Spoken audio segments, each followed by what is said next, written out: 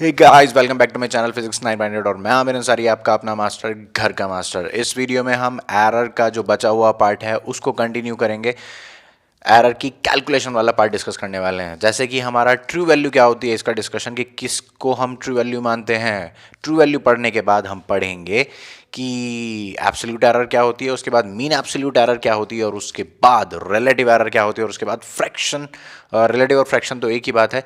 Percentage error क्या होती है, इन सभी का डिस्कशन होने वाला है इस वीडियो में। तो किसी भी करेक्शन के लिए वीडियो का डिस्क्रिप्शन ज़रूर पढ़ लें। जल्दी से कॉपी पेन निकालो, शुरू करते हैं।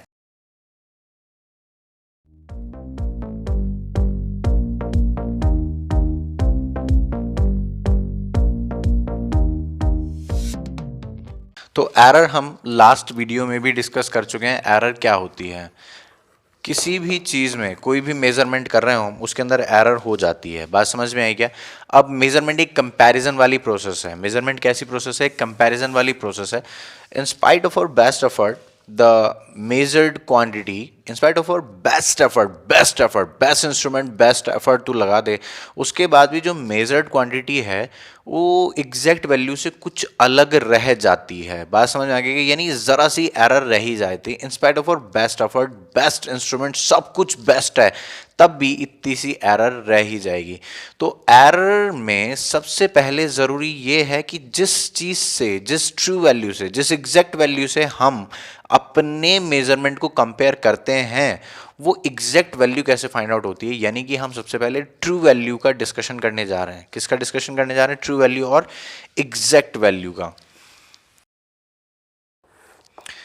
मेरी बात सुन बहुत ध्यान से। क्या तूने कभी सोचा कि बाइक के जो स्पेक्स होते हैं उसके ऊपर लिखा होता है कि ये 60 किलोमीटर पर लीटर का माइलेज है इसका? क्या है? 60 किलोमीटर पर लीटर।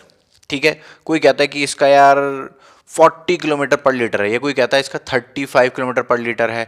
बहुत हाई सीसी की बाइक्स हों, हैवी बाइक्स हों, तो कहता है कि 20 किलोमीटर पर लीटर, मतलब 20 का माइलेज है इसका। कभी तूने ऐसा नहीं देखा कि यार 18.5 किलोमीटर पर लीटर? कभी तूने ऐसा नहीं देखा कि यार 17.23, कुछ ऐसा डेसिमल में क्यों नहीं हो सकता? वो क्यों नहीं हो सकता? ऑब्वियसली हो सकता है भाई। हमेशा क्या बाइक को पता है कि नहीं, अब 16 के बाद मुझे 17 पे ही रुकना है यार, 17 के बाद फिर 18 पे, या मुझे होल नंबर में ही चलना है? उसे बताया है क्या? नहीं यार। तो फिर बाइक की तो स्पेक्स देख ले कि इसका बैटरी का स्टैंड बाय कितनी देर है? 8 घंटे, 10 घंटे, 4 घंटे, 2 घंटे। कभी ऐसा नहीं बोलता कि यार 2 घंटा इतने मिनट और इतने सेकंड, कभी भी ऐसा नहीं बोलता। कभी भी किसी लैपटॉप की बैटरी की जो स्पेक्स होते हैं उसमें ऐसा नहीं लिखा होता उसका स्टैंड बाय टाइम कि यार ये 8 घंटे इतने मिनट इतने सेकंड। तो डेसिमल कहाँ है, कहाँ गायब है? और वो जो उसने वहां पे लिख दिया, वो कैसे लिखा? वो कैसे लिखा?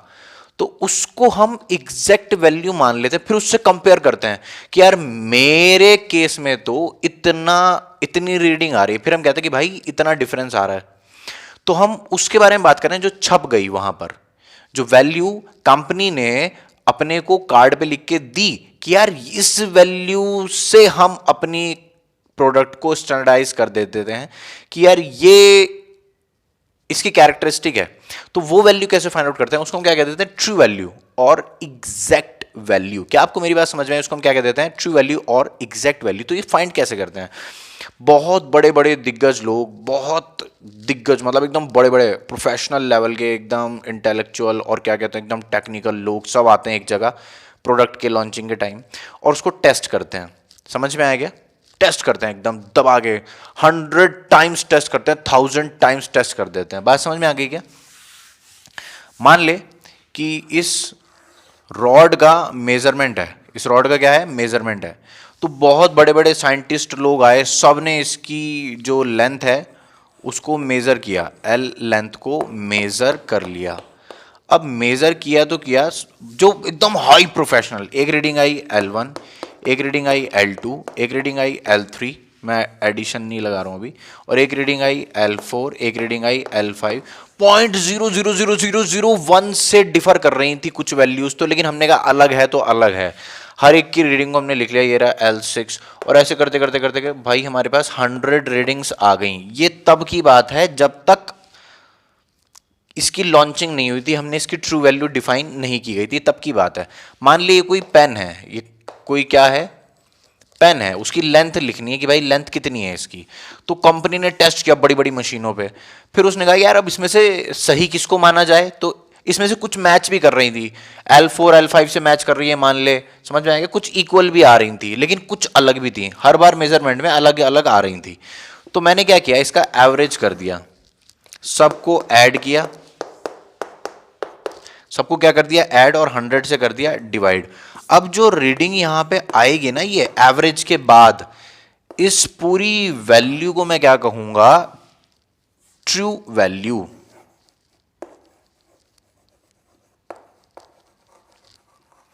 इसको कहूंगा मैं ट्रू वैल्यू। मतलब ये है कि कंपनी के पास ऐसी कोई मशीन नहीं है कि उसके ऊपर रखा और मेजर कर लिया, अब उससे आने वाली रीडिंग को हमने ट्रू वैल्यू मान लिया, नहीं, उसमें भी हम जितनी बार कर सकते हो, जितना अपने अंदर पेशेंस हो उतनी बार उस एक्सपेरिमेंट को रिपीट करेंगे और उसके बाद उसका एवरेज कर लेंगे। एवरेज करने से हम एक्यूरेसी के पास चले जाते हैं। एवरेज की एक ब्यूटी है, एवरेज की ब्यूटी ये है कि हम अपनी अपनी एक्यूरेसी को बढ़ा लेते हैं। एवरेज की ब्यूटी क्या है कि वो एक्यूरेसी को बढ़ा देता है। बात समझ में आ गई क्या? तू जो टाइम पीरियड ऑफ पेंडुलम तूने 9th क्लास में करा होगा कि टाइम पीरियड ऑफ पेंडुलम, इसका टाइम पीरियड मेजर करना, तो तू इस एक्सपेरिमेंट को 10 बार रिपीट करता है। स्कूल में 6 बार करवाते हैं, 6 बार का तू एवरेज ले लेता है कि 6 बार, पहली बार इसका टाइम पीरियड कितना आया, फिर इतना आया, फिर इतना आया, फिर इतना आया। 6 के 6 केस में मान ले 3-4 रीडिंग डिफरेंट हो जाती है, 2-3 सेम भी हो जाती है कि 2-3 बार सेम वैल्यू आई और 2-3 बार डिफरेंट, तो तू क्या करता है उनका एवरेज कर देता है। क्या कर देता है? एवरेज। एवरेज की ब्यूटी है कि वो एक्यूरेसी बढ़ा देती है, एरर को मिनिमाइज कर देती है। लिख ले इस बात को कॉपी में और इधर चिपका ले कि एवरेज की ब्यूटी क्या है कि वो एक्यूरेसी को बढ़ा देती है। तो ध्यान से सुन कि एवरेज करता क्या है, बहुत ध्यान से सुनना। मान ले कि मैं यहां पे 6 रीडिंग लिखूंगा, 6 रीडिंग लिखते हैं हम, ठीक है। पेन की रीडिंग जो आई हमारे पास, मैंने कहा एक बार वो आई 10.2 सेंटीमीटर, फिर एक बार आई वो 9.3 सेंटीमीटर, ऐसे अलग अलग रीडिंग आ गई। बात समझ में आ गई क्या? एक बार वो आ गई 10.3 सेंटीमीटर, सॉरी ये 9.7 कर ले, ठीक है। और यहाँ पे आ गई 9.8 सेंटीमीटर, यहाँ पे आ गई 10.82 सेंटीमीटर। समझ में आया क्या? एक सेकेंड, 10.18 सेंटीमीटर और यहाँ पे आ गई क्या, 9.82 सेंटीमीटर। इतनी रीडिंग्स आ गई अपने पास, मैंने 6 रीडिंग ले ली। तो देख एवरेज की ब्यूटी क्या है, इन 6 की 6 रीडिंग्स को अभी जब मैं ऐड करूंगा और उनका एवरेज लूंगा कि देखना रिजल्ट क्या आएगा, अभी समझ में आ जाएगा तुझे कि एवरेज करता क्या है। तो देख मैंने इन सभी को ऐड किया, 10.2 प्लस 9.7 प्लस 10.3 प्लस 9.8 हो गया सही, फिर 10.18 प्लस 9.82। देख सारी रीडिंग आसपास ही हैं करीब करीब, और मैं इसको 10 से करूंगा एवरेज। तो बहुत ध्यान से सुनना, देख 10.2 और 9.8 क्या 20 हो गया, 9.7 10.3 क्या 20 हो गया, और ये कितना हो गया, 6 रीडिंग है ना, सॉरी, तो 6 से करेंगे डिवाइड, और 10.18 9.82 इसको भी करेगा तो कितना आएगा 20। तो ऊपर जो सम बन गया वो कितना बन गया 60, और नीचे क्या है 6, तो क्या आ गया 10 सेंटीमीटर। तो देख ले एक भी रीडिंग इनमें से 10 सेंटीमीटर नहीं थी, लेकिन तब भी जो हमारे पास रीडिंग आई फाइनली एवरेज, वो क्या आ गई 10 सेंटीमीटर।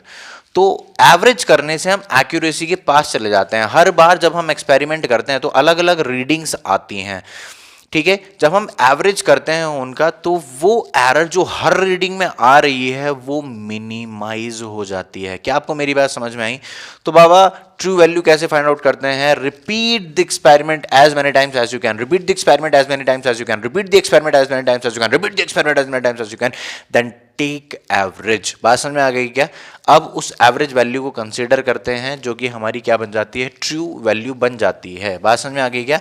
फिर हम इससे कंपैरिजन करते हैं। इसका मतलब जिस बाइक की मैं बात कर रहा हूं उसको 100,000 बार 1-1 लीटर पेट्रोल डाल के टेस्ट किया गया होगा और फिर उन सभी रीडिंग्स का एवरेज लिया गया होगा, तब जाके जो रीडिंग आई उसको उन्होंने वहां उसके पोस्टर में छाप दिया कि ये इतने किलोमीटर पर लीटर एवरेज देता है। इसका मतलब मोबाइल की बैटरी को 100,000 बार फुल चार्ज करके उसे यूज किया गया होगा, तब जो बैटरी की अलग अलग टाइम की रीडिंग आई होंगी उन सभी का एवरेज लेके जब जो रीडिंग आई होगी, तब जो रीडिंग आई होगी उसको उन्होंने उसके स्पेक्स में लिख दिया कि ये इतने आवर्स का ऑन एन एवरेज है, वो इतने आवर्स का बैटरी बैकअप देता है। फिर हम उससे कंपैरिजन करते हैं।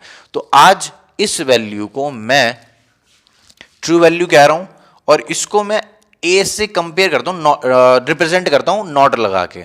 समझ में आ गया? तो true value of length L not अगर लिखा हो तो हम क्या समझ जाएंगे, मैं पूरे लेक्चर में एल नॉट को यूज करने वाला हूं, बी नॉट को यूज करने वाला हूं। तो कभी भी अगर ऐसे लिखा हो तो कि उसने कहा कि लेंथ की वैल्यू है और ये ट्रू वैल्यू है, तो L naught true value of length, B naught true value of breadth, A naught true value of a parameter. समझ में आ गया क्या? True value of z parameter, ये अलग अलग पैरामीटर्स है, तो ये इनकी ट्रू वैल्यूज हो गई। बात समझ में आ गई क्या? अब हम नेक्स्ट हेडिंग पढ़ने जा रहे हैं। ये तो समझ गया ना बाबा? क्या करेगा? Repeat the experiment as many times as you can. ये क्वेश्चन में यूज होगा न्यूमेरिकल्स में। Repeat the experiment, repeat the measurement, repeat the experiment और measurement as many times as you can, as many times as you can, then take average.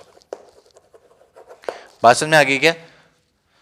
And you will get the true value. बात समझ में आई? ठीक है, next हम चल रहे हैं भैया एब्सोल्यूट एरर पे। मैं रब कर रहा हूं इसको।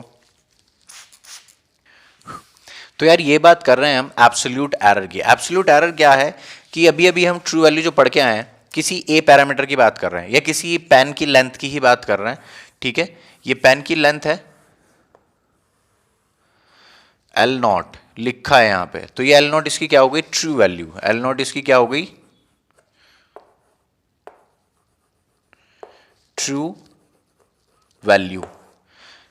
ठीक है, फिर मैं अपना स्केल उठा के लाया, मैंने कहा ले भाई अब मैं मेजर करता हूं इसको। ले ये भाई ये, तो मैंने मेजर किया तो ये तो ट्रू वैल्यू हो गई। फिर मेरी मेजर्ड वैल्यू जो आई वो आ गई एल। बात समझ में आ गई क्या? एल मेजर्ड वैल्यू या कहूं ऑब्जर्व्ड वैल्यू, मेजर्ड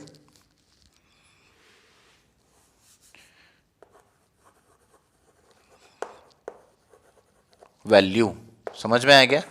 अब मैंने कहा कि मुझे कंपेयर करना है इन दोनों को, तो मुझे एब्सोल्यूट एरर मिलेगी। बात समझ गए? The difference between the true value and the measured value defines absolute error. समझ में आया? तो बहुत ध्यान से सुनना। The difference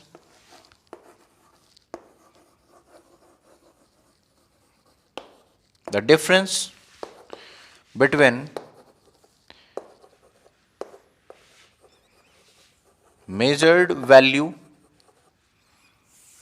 and true value, true value को ही एग्जैक्ट वैल्यू भी कहा जाता है, इज कॉल्ड एब्सोल्यूट एरर। अरे यार, एब्सोल्यूट एरर। समझ में आ गया? चल, समझ में आया तुझको ये कि the difference between the measured value and true value, exact value, is called absolute error. तो ये कहानी अच्छे से समझ में आई होगी। ठीक है, चलो तो अब हम इसका सिंबल को देखते हैं कि ये रिप्रेजेंट किससे किया जाता है। मैंने कहा बाबा ये डेल्टा से रिप्रेजेंट किया जाता है, और अगर एल के अंदर आपने एब्सोल्यूट एरर निकाली तो ये डेल्टा एल है। तो डेल्टा एल को लिखने का तरीका क्या है? डेल्टा एल बाबा ये रिप्रेजेंट करता है डिफरेंस को, इसको डेल्टा बोलते हैं। क्या बोलते हैं? डेल्टा बोलते हैं। ठीक है, साउंड इसको क्या दी जाती है? डेल्टा की। इसका मीनिंग क्या होता है? डिफरेंस। समझ में आया क्या? तो अगर मैंने लिखा यहाँ पे डेल्टा एल, तो ये क्या बता रहा है? The difference between measured value and true value, the difference between measured value and true value.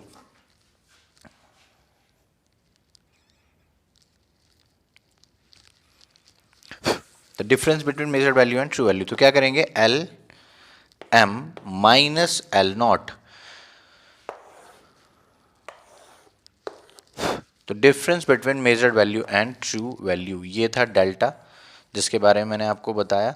ठीक है, तो ये एब्सोल्यूट एरर है delta L, absolute error in length. बात समझ में आ गई क्या? अच्छा सुनो, कभी ऐसा भी हो सकता है कि मैंने लेंथ एग्जैक्ट वैल्यू से ज़्यादा मेज़र कर ली, और कभी ऐसा भी हो सकता है कि मैंने एग्जैक्ट वैल्यू से कुछ कम मेज़र कर ली हो, ऐसा भी हो सकता है। तो बहुत ध्यान से सुनना, एब्सोल्यूट एरर पॉजिटिव भी हो सकती है, नेगेटिव भी हो सकती है, और जीरो भी हो सकती है। भाई तूने एग्जैक्ट वही मेजर कर ली जो थी, आ गई वही रीडिंग इत्तेफाक से, हालांकि तेरे मेरे केस में ऐसा कभी हो नहीं सकता, गलती तो होनी तय है। तो बहुत ध्यान से सुन कि मान ले कि एग्जैक्ट वही वैल्यू आ गई, तो वो क्या कहलाएगी? Zero absolute error. और कभी मैंने उससे ज्यादा मेजर कर लिया, तो उस दिन यहां पे क्या रीडिंग आ जाएगी? पॉजिटिव। और मैंने उससे कम मेजर कर लिया तो कैसे आ जाएगी? पॉजिटिव। तो बहुत ध्यान से सुनना, इसके बारे में एक इंपॉर्टेंट पॉइंट है, absolute error can be positive, can be zero, can be negative. बात समझ में आ गई क्या? Can be positive, can be zero, can be negative. समझ में आया? तो एब्सोल्यूट एरर के बारे में सिर्फ इतना ही जानना है कि वो डिफरेंस है मेजर्ड वैल्यू में और ट्रू वैल्यू के बीच में। अब वो पॉजिटिव भी हो सकती है, वो नेगेटिव भी हो सकती है, वो जीरो भी हो सकती है। तो यहां पे क्या करेंगे? Measured value minus true value. बात समझ में आ गई क्या? तो ये डेल्टा एल इसका सिंबल है एब्सोल्यूट एरर का। तो ये एब्सोल्यूट एरर इन लेंथ आ गई। क्या आ गई? ये एब्सोल्यूट एरर इन लेंथ। तो लिख लेना, ठीक है, एब्सोल्यूट एरर इन लेंथ। समझ में आया क्या? नेक्स्ट डिस्कस कर रहा हूं, जल्दी से पॉज करके कॉपी कर रब कर रहा हूं।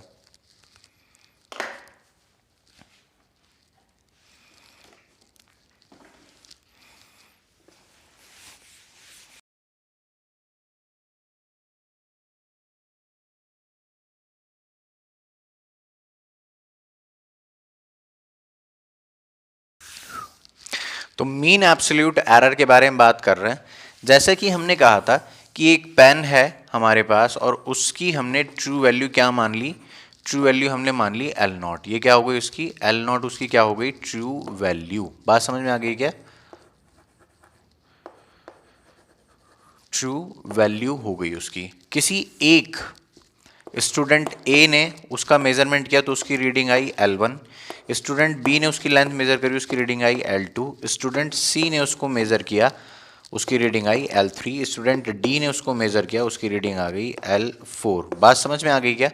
तो मैंने इन सभी के केस में एब्सोल्यूट एरर निकाली, तो मैंने इसको क्या कह दिया? Del L1। तो यहाँ पे डेल L1 क्या आ जाएगी? L1 minus L not. यहाँ पर इस वाले केस में डेल L2 क्या आ जाएगी? L2 minus L not. और यहाँ पर डेल L3 के केस में क्या आ जाएगी? L3 minus L not. और L केस में, तो बहुत ध्यान से सुनना, ये है absolute error in measurement 1, absolute error in measurement 2, absolute error in measurement 3, absolute error in measurement 4। मतलब हर मेजरमेंट के लिए मैंने अलग अलग एब्सोल्यूट एरर्स को कैलकुलेट किया। और मान ले कि n बच्चे थे, यहाँ पे कितने थे? n बच्चे थे, ठीक है। और यहाँ पर जो ऐसे करके रीडिंग्स आई वो कितनी आ गई? Ln। और यहाँ पर दिख रहा है, ठीक है। तो ये वाले केस में मैंने क्या, ये डेल Ln है, ठीक है। और ये कितनी आ गई? Ln minus L naught. हर बार मैं कंपेयर किससे करूंगा? ट्रू वैल्यू से ही। बात समझ में आई क्या? तो इन सभी को यूज करेंगे हम। अच्छा सुन, डेल एल के बारे में अभी हमने एक चीज सीखी थी कि डेल एल पॉजिटिव भी हो सकती है, डेल एल नेगेटिव भी हो सकती है, और डेल एल जीरो भी हो सकती है, ठीक है। तो मीन एब्सोल्यूट एरर कैसे कैलकुलेट करते हैं, बहुत ध्यान से देखो। मैं सबके मैग्नीट्यूड्स कंसीडर करूंगा, मतलब डेल L1 का मैंने मैग्नीट्यूड कंसीडर करा, समझ में आया क्या?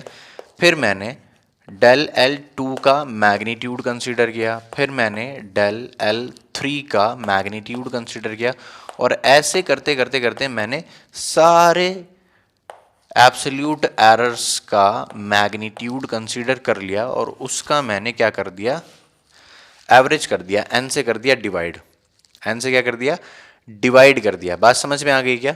अब n से डिवाइड करा तो मेरे पास ये जो आई इसको मैं क्या कह दूंगा, mean absolute error. Mean absolute error, इसके ऊपर मैंने बार लगा दिया, क्या लगा दिया, बार। तो इसको मैं क्या कह देता हूं, मीन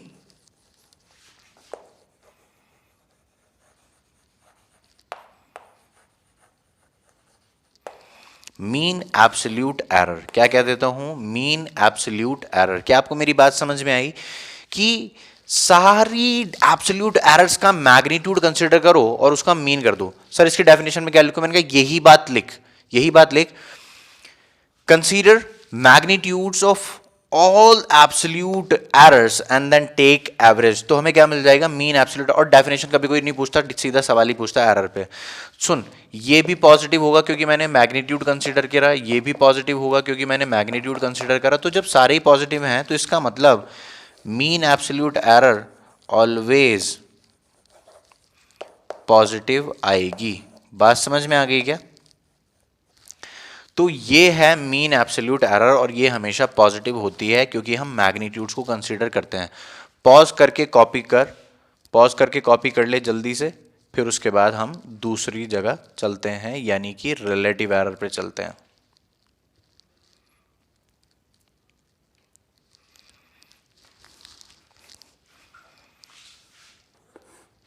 तो आपको ये समझ में आना चाहिए, कोई भी रीडिंग अगर लिखी जाती है तो वो कैसे लिखी जाती है। बहुत ध्यान से सुनो कि कोई भी रीडिंग अगर लिखी जाती है तो कैसे लिखी जाती है, इस बात को समझना है। मैंने कहा कि किसी भी पेन की अब हमें रीडिंग लिखनी है, मेजरमेंट को लिखना है, तो हम उसकी एरर को कंसीडर करके लिखते हैं। बहुत ध्यान से सुनो, हमें अब लिखनी है, ये क्या है, लेंथ ऑफ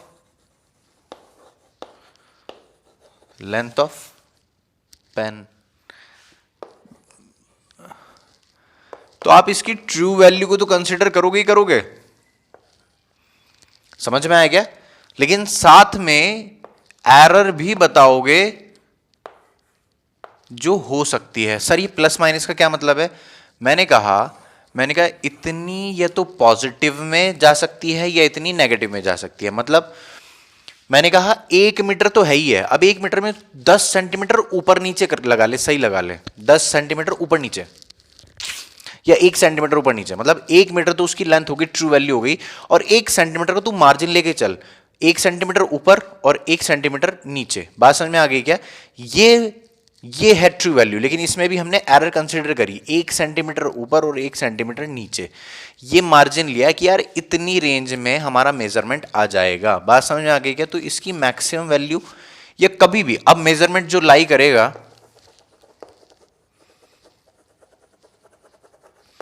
अब जो मेजरमेंट लाई करेगा वो छोटा होगा या इक्वल होगा किससे, L not plus delta L से, बड़ा होगा या इक्वल होगा किसके, L not minus delta L से।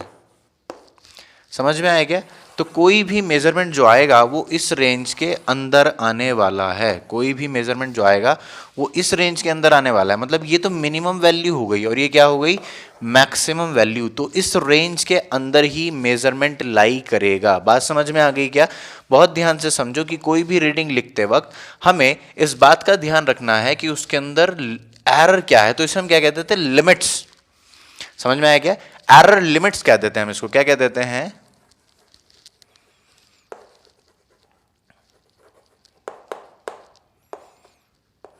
Error limits.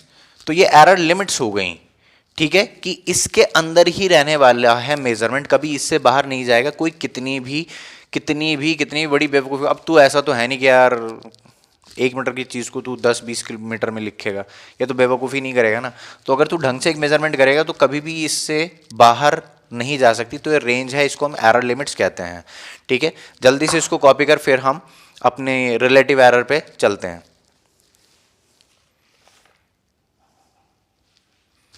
तो यार हमने मेजरमेंट कैसे लिखा जाता है, कोई भी रीडिंग कैसे लिखी जाती है, उसकी ट्रू वैल्यू और प्लस माइनस साथ में क्या, मीन एब्सोल्यूट एरर।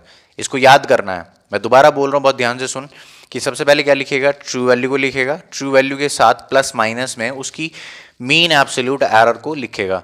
तो ये क्या बता देगा, एक मेजरमेंट बताएगा ये, ठीक है, एरर लिमिट्स के साथ। अब एक और चीज़ है, हम रिलेटिव एरर सीख रहे हैं। अब देख कुछ नहीं है, बड़ी मजाक सी बातें हैं। हमारे पास मेजरमेंट क्या था, किसी लेंथ का मेजरमेंट हम कैसे लिख रहे थे, उसकी ट्रू वैल्यू और प्लस माइनस उसके साथ उसकी एरर लिमिट्स। बात समझ में आ गई क्या? तो ये लिखते थे हम। तो ये क्या थी, मीन एब्सोल्यूट एरर। इसको कई बार बुक में ऐसे भी लिखा होगा, एक एम बना दिया होगा, तो ये मीन एब्सोल्यूट एरर को बता देता है। बात समझ में आ गई क्या? तो अभी मुझे क्या बताना है, रिलेटिव एरर। तो रिलेटिव एरर कैसे होता है, रिलेटिव एरर क्या है, ratio of mean absolute error, ratio of mean absolute error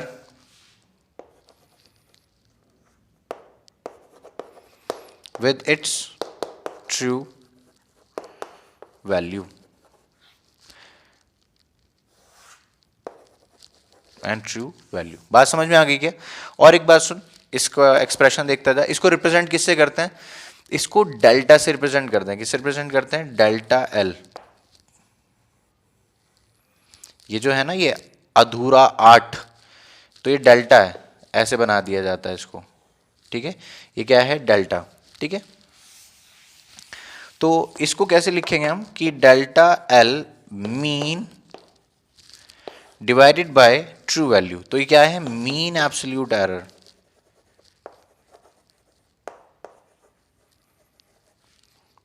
और यहां नीचे कौन आएगी, ट्रू वैल्यू। तो ये क्या होगा, रिलेटिव एरर। क्या है ये, रिलेटिव एरर है। बात समझ में आ गई क्या? ये हो गई रिलेटिव एरर। यहीं इसके साथ में परसेंटेज एरर भी बता दूं आपको। सर ये कभी नेगेटिव हो सकती है क्या? मैंने कहा नहीं, ये भी हमेशा पॉजिटिव ही होगी। समझ में आया? एक और बात, ऑलवेज पॉजिटिव। क्या है ये, ऑलवेज पॉजिटिव। परसेंटेज एरर, तो परसेंटेज एरर की हम बात कर रहे हैं कि डेल्टा एल को ही 100 से मल्टीप्लाई कर दो। किससे मल्टीप्लाई कर दो, 100 से। डेल्टा एल को किससे मल्टीप्लाई कर दो, 100 से। तो आपको क्या मिल जाएगी, percentage error in length. Percentage error in length मिल जाएगी। सर तू लेंथ ही कंसीडर करके चल रहा है। मैंने कहा बाबा कुछ भी हो सकता है, एरिया हो सकता है, मास हो सकता है। परसेंटेज एरर इन मास, तो जहां जहां हमने लेंथ कंसीडर किया वहां वहां मास। अभी करेंगे हम एक्सपेरिमेंट, क्वेश्चन करेंगे, मजा आएगा। तो ये थी 4 चीजें। सबसे पहले हमने क्या पढ़ा, एब्सोल्यूट एरर पढ़ा। सबसे पहले हमने ट्रू वैल्यू पढ़ी थी। सबसे पहले हमने क्या पढ़ी थी, ट्रू वैल्यू। तो ट्रू वैल्यू पढ़ने के बाद हमने क्या पढ़ा कि एब्सोल्यूट एरर क्या होती है। तो ट्रू मेजर्ड वैल्यू को जब हम ट्रू वैल्यू के साथ कंपेयर करते हैं तो हमें क्या मिल जाती है, एब्सोल्यूट एरर। उसके बाद फिर हमने पढ़ा मीन एब्सोल्यूट एरर। जितनी भी एब्सोल्यूट एरर आई उन सभी को हमने क्लब किया, सम किया, और उसके बाद हमने उनका एवरेज कर दिया। तो अपने को क्या मिल गई, मीन एब्सोल्यूट एरर मिल गई, मीन एब्सोल्यूट एरर। उसके बाद हमने क्या पढ़ा, रिलेटिव एरर। रिलेटिव एरर यही आपके सामने। तो मीन एब्सोल्यूट एरर जो आई थी, ये मीन एब्सोल्यूट एरर जो आई थी, और ये जो ट्रू वैल्यू थी, ये ट्रू वैल्यू, इनका रेशियो कर देंगे तो अपने को क्या मिल जाएगा, रिलेटिव एरर मिल जाएगी, फ्रैक्शनल एरर मिल जाएगी। इसको फ्रैक्शनल एरर भी कहते हैं। रिलेटिव एरर का एक और नाम है, तो रिलेटिव एरर उर्फ, रिलेटिव एरर उर्फ गंगाधर उर्फ शक्तिमान, तो इसको फ्रैक्शनल एरर भी कहते हैं।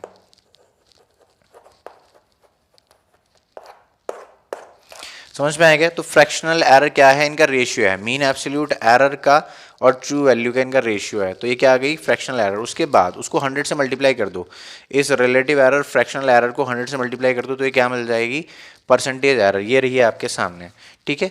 बहुत बकवास कर ली, अब हम एक क्वेश्चन करते हैं। तो बाबा ये सवाल देख, मैं तुझे एक सवाल पूरा सॉल्व कराता हूँ, इससे बाहर कभी सवाल मिलेगा नहीं एरर का। बहुत ध्यान से सुनना। Addition, subtraction, multiplication, division of error हम नेक्स्ट वीडियो में डिस्कस करेंगे। इस वीडियो में हम ये टाइप डिस्कस करिए, थॉरली डिस्कस करेंगे, इससे बार कभी सवाल नहीं आएगा। बहुत ध्यान से सुन, यही 4 सवाल पूछे जाते हैं, बहुत ध्यान से सुनना। देख क्या लिखा है यहाँ पे, रिपीटेड ऑब्जर्वेशंस ऑफ डेंसिटीज। वो कुछ भी बोल देगा, इसको रिफ्रैक्टिव इंडेक्स बोल देगा, इसको डेंसिटी बोल देगा, इसको मास बोल देगा, कुछ भी बोल देगा यार। ठीक है, रीडिंग्स ही है 1.33, 1.34, 1.29, 1.30, 1.35, 1.32, 1.36, 1.33। देखिए रिपीट करी 1.33, वहाँ से रिपीट करी, तो उसने कहा कोई दिक्कत नहीं है यार, कुछ रीडिंग्स रिपीट करती हैं वगैरह वगैरह। और कैलकुलेट करने के लिए क्या बोला, सबसे पहले बोला ट्रू वैल्यू फाइंड आउट कर, उसके बाद बोला एब्सोल्यूट एरर फाइंड आउट कर, मीन एब्सोल्यूट एरर। ठीक है, क्या फाइंड आउट कर, मीन एब्सोल्यूट एरर। ये कौन सी है, mean absolute error, relative error and percentage error. उसने अपने को ये सब काम बोल दिया। तो बहुत ध्यान से सुन, ट्रू वैल्यू कैसे फाइंड आउट करते हैं हम, ट्रू वैल्यू कैसे फाइंड आउट करते हैं बाबा, सबका सम कर दे, सबका सम कर दें। तो डेंसिटी है, मैंने कहा यार डेंसिटी को ना डी से रिप्रेजेंट कर देते हैं, किससे रिप्रेजेंट कर देते हैं, डी से। तो हम अभी क्या फाइंड आउट करने जा रहे हैं, डी नॉट। डी नॉट क्या है, ट्रू वैल्यू, क्या है ये, ट्रू वैल्यू ऑफ डेंसिटी। तो यहाँ पे सबका सम कर दे भाई, क्या है 1.33 plus 1.34 plus 1.29 plus 1.30 plus 1.35 plus 1.32 और 1.36, 1.36 प्लस 1.33। ये टोटल रीडिंग्स हैं 8। ये टोटल रीडिंग्स कितनी हैं, 8।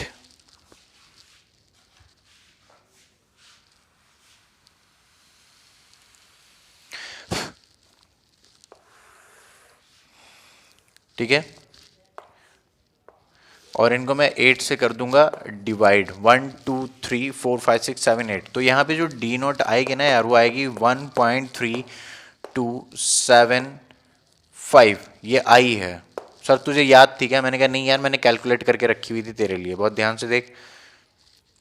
ठीक है, ये हो गई। तो ये क्या आ गई, ट्रू वैल्यू आ गई। लेकिन मैंने ये सीखा है कि डेसिमल, जब भी एडिशन और सब्ट्रैक्शन का केस होता है, तो जिसके अंदर least number of decimal digits होती हैं उतनी ही डिजिट आंसर में होती हैं। तो अगर तूने सिग्निफिकेंट फिगर्स वाली वीडियो देखी हो तो तुझे याद आया होगा।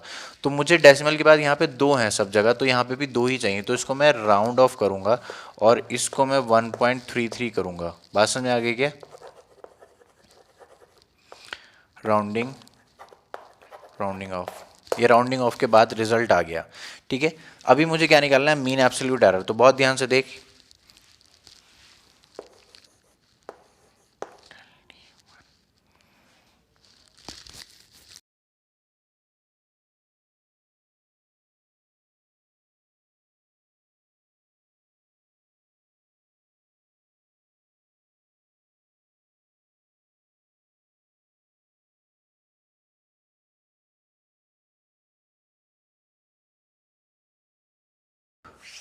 तो मुझे समझ में आ गया यार कि मैंने हर एक एक्सपेरिमेंट की यहाँ पर एब्सोल्यूट एरर कैलकुलेट करी। ये डेल डी 1 है, वहाँ पे 1.36 1.33, मैंने 1.36 लिख दिया था, 1.33 है वो।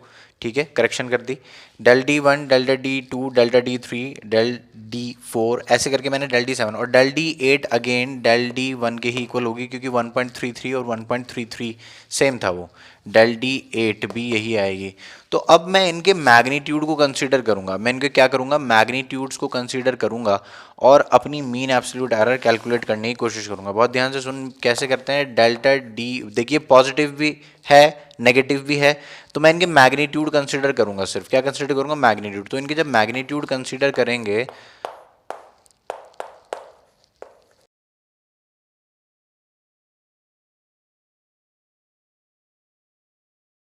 तो इनको जब हमने ऐड करा तो अपने को क्या मिल गया, 0.14। कितना मिल गया, 0.14 मिल गया। अभी मुझे क्या निकालना है, mean absolute error. Mean absolute error निकालने के लिए क्या मुझे 8 से डिवाइड करना पड़ेगा, और 8 से डिवाइड करना पड़ेगा तो मीन एब्सोल्यूट एरर के लिए, यानी कि डेल्टा डी बार कहूँ, क्या कहूँ, डेल्टा डी बार कहूँ या डेल्टा डी एम कहूँ, बात एक है। बात समझ आ गई, ये है मीन एब्सोल्यूट एरर। तो 0.14 4 डिवाइडेड बाय 8, तो यहाँ से क्या आएगा 0.0175। लेकिन वही कि मुझे 2 डिजिट तक राउंड ऑफ करना है, तो ये आ जाएगी 0.02। बात समझ में आ गई क्या? ये क्या आ गई 0.02, क्या आ गई? Mean absolute error in density, mean absolute error in density. बात समझ में आई क्या? तो पॉज करके इसको कॉपी करो, मैं रब करने वाला हूं। तो अभी अपने पास बस दो चीज़ें रह गई जो हमें सॉल्व करनी है, एक रिलेटिव एरर है और एक है परसेंटेज एरर। तो रिलेटिव एरर के लिए हम किसको उठा के लाएंगे यार? वही हमारे पास जो अभी सॉल्व करके आया मीन एब्सोल्यूट एरर, यानी कि 0.0175 को जब आप 8 से डिवाइड करोगे तो यहाँ पे क्या मिलेगा आपको? 0.015। अगर इसको भी राउंड ऑफ करना चाहते हो तो 0.02 बन जाएगा ये। फाइनली अगर आप परसेंटेज एरर कैलकुलेट करना चाहते हो तो 0.02 इंटू इसको करते हैं 0.015 इंटू 100, तो कितने आ गई ये? 1.5 परसेंटेज एरर। समझ में आया क्या? तो ये थे 4 पार्ट आपके, जिसके अंदर आपने true value, absolute error, mean absolute error, relative error और एक परसेंटेज एरर, चारों कैलकुलेट कर लिए। यही चारों सवाल मैं अभी एक सवाल लिख रहा हूँ, वो होमवर्क है आपका, आपको उसको सॉल्व करके कमेंट करना है यहाँ पर, ठीक है। असाइनमेंट भी एक अटैच होगा डिस्क्रिप्शन में, बहुत जल्दी अटैच हो जाएगा, देख लो आप, मिल जाएगा, ठीक है। तो होमवर्क के लिए जो सवाल है वो है,